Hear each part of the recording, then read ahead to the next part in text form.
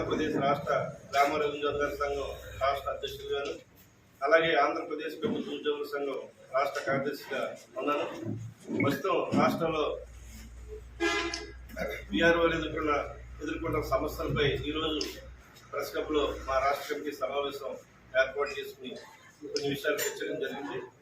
దానిలో భాగంగా ముందుగా ఈ రాష్ట్రంలో గత 2021 నుండి బీఆర్ఓలకు రావాల్సిన వేతనాలు అనేక సార్లు మేము గత ప్రభుత్వంలో ఉన్నతాధికారుల దృష్టికి ప్రభుత్వం దృష్టికి తీసుకెళ్ళిన అప్పటి నుంచి మా గ్రామ రెవెన్యూ అధికారులకు, అలాగే సచివాలయ సిబ్బందికి, అలాగే మిగిలిన సిబ్బందికి కూడా బీఆర్ఓలో పనిచేస్తున్న వారికి 3 సంవత్సరాల నుండి ఇవ్వాల్సిన గౌరవ వేతనం ఇవ్వలేదని చెప్పి నూతనంగా ఏర్పడిన కూటమి ప్రభుత్వంలో గౌరవ ఆర్థిక మంత్రులు మన వైఎస్ గారి దృష్టికి, అలాగే రాష్ట్ర ప్రధాన ఎన్నికల దృష్టికి తీసుకెళ్ళగా ఈ మధ్యకాలంలోనే మొన్న ఈ రాష్ట్రంలో ఉన్న గ్రామ రెవెన్యూ అధికారికి అలాగే బీఆర్ఓ యొక్క గౌరవ వేతనం సుమారు 58 కోట్ల రూపాయలు విడుదల చేయడం పట్ల ముందుగా ఆంధ్రప్రదేశ్ ప్రభుత్వం రాష్ట్ర ముఖ్యమంత్రి వర్యులు శ్రీ నారా చంద్రబాబు నాయుడు గారికి, అలాగే ఆర్థిక మంత్రి వర్యులు వైఎస్ గారికి, అలాగే రాష్ట్ర ప్రధాన ఎన్నికల గారికి మా రాష్ట్ర గ్రామ ఎన్నికల సంఘం తరఫున కృతజ్ఞతలు తెలియజేస్తున్నాం. ఈ రాష్ట్రంలో పనిచేస్తున్న గ్రామ రెవెన్యూ అధికారులపై ఇతర శాఖల అధికారుల పెత్తనం ఈ మధ్యకాలంలో బాగా ఎక్కువైపోయింది. ఎందుకంటే గ్రామ స్థాయిలో బ్రిటిష్ కాలం నుంచి ఎప్పటి నుంచో రెవెన్యూ డిపార్ట్మెంట్ దాంట్లో భాగంగా గ్రామ రెవెన్యూ అధికారులు గ్రామాల్లో ఉంటారు. అటువంటిది 2019లో సచివాలయ వ్యవస్థ వచ్చిన తర్వాత సచివాలయ ఏర్పాటులో మమ్మల్ని కూడా గ్రామ సచివాలయం కూర్చోమని చెప్పడంతో మేము అభివృద్ధికి పనిచేసాం.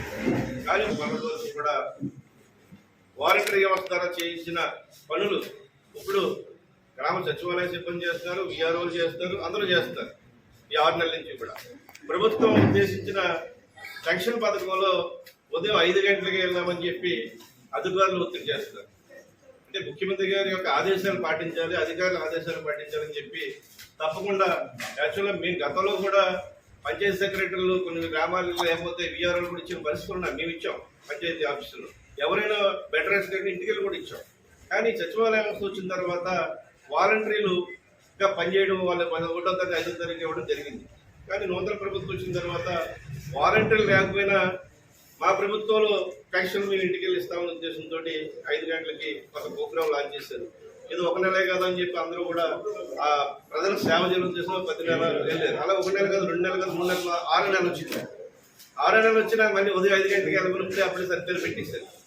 5 గంటలకి పెన్షన్ ఇచ్చి విధానంలో కొన్ని మార్పులు తీసుకురావాలని చెప్పి మా గ్రామ సంఘం తరఫున కోరుతాం. ఎందుకంటే ఉదయం 10 గంటలకి వెళ్ళి సాయంత్రం 5 గంటలకు ఒక్కొక్కరికి మినిమం 30, 40, 50 పెన్షన్ నుంచి ఉండలేదు. 90% పెన్షన్లు కూడా మీ మార్నింగ్ 10 గంటలకి ఇవ్వచ్చు. కానీ 10 గంటల 5 గంటల కొంతమంది ఆడపిల్లలు సచివాలయ సిబ్బంది చాలా ఇబ్బంది పడుతున్నారు. చాలా మంది డబ్బులు కూడా కట్టింగ్ జరుగుతుంది.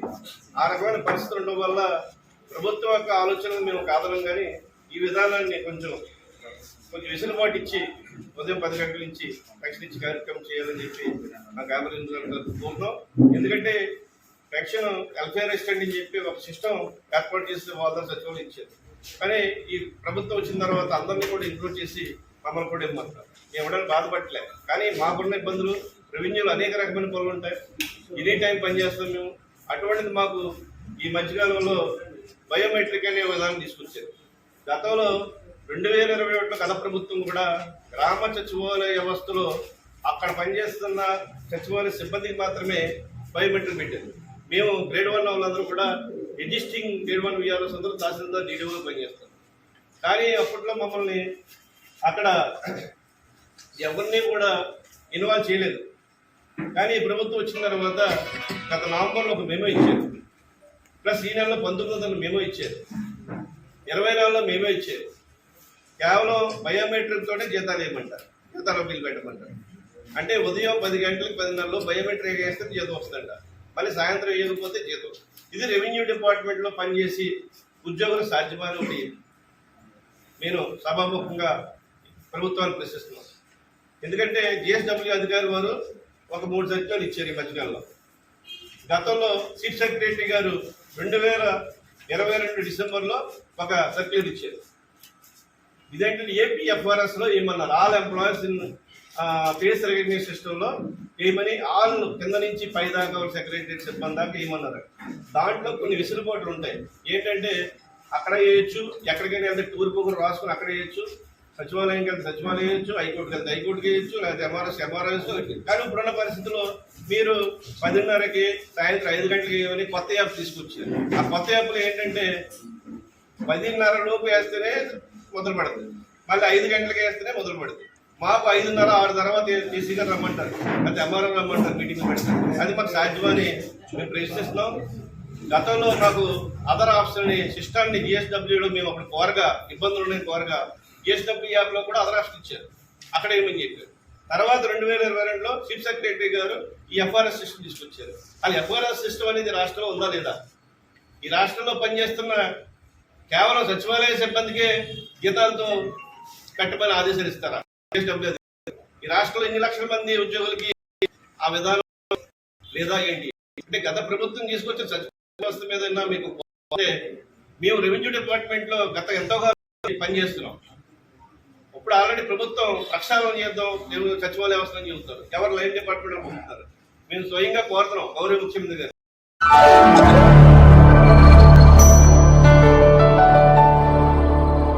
Thank you for watching the video and please subscribe Virat Media. For more updates, click on the bell icon.